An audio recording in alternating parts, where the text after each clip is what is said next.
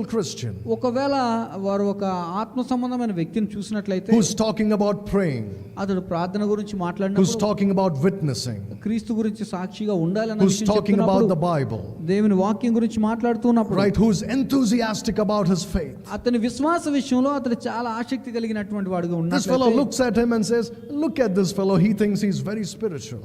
అతడేమంటాడంటే, మృతమైన క్రైస్తవుడు ఆ వ్యక్తిని చూసి, ఈ వ్యక్తి చూడండి చాలా ఆత్మీయుడిగా ప్రవర్తిస్తూ ఉన్నాడు.